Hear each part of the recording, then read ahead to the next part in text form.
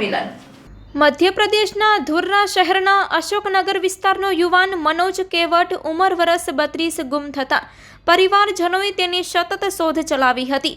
તે જુદા જુદા રાજ્યોમાં રખડતો ભટકતો રહ્યો હતો। 6 વર્ષ બાદ તે બાયડના જય અંબે મનબુદ્ધિ સમાજ સેવા આશ્રમે પહોંચ્યો હતો। ત્યાંના સંચાલક શ્રી અશોકભાઈ જૈન તથા સર્વે કાર્યકરોએ તેની ખૂબ જ સારી સેવાઓ કરી હતી। માનવજ્યોતના સામાજિક કાર્યકર રીતુબેન વર્મા બાયડ આશ્રમની મુલાકાતે ગયા હતા ત્યારે આ યુવાનને સાથે તેડી આવ્યા હતા। માનવજ્યોત સંસ્થા ભુજ સંચાલિત શ્રી રામદેવ સેવાશ્રમ પાલારા કચ્છ મધ્યે રાખી તેની સારવાર કરાવતા તે જલ્દી સ્વસ્થ બન્યો હતો। મધ્યપ્રદેશની પોલીસનો સંપર્ક કરી તેનું ગામ પરિવાર શોધી કઢાયા હતા।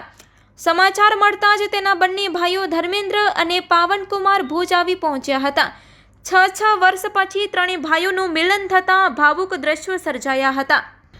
તેના ભાઈઓના જણાવ્યા અનુસાર તેના ઘર છોડ્યા પછી તેની ચિંતામાં પિતા મૃત્યુ પામ્યા હતા।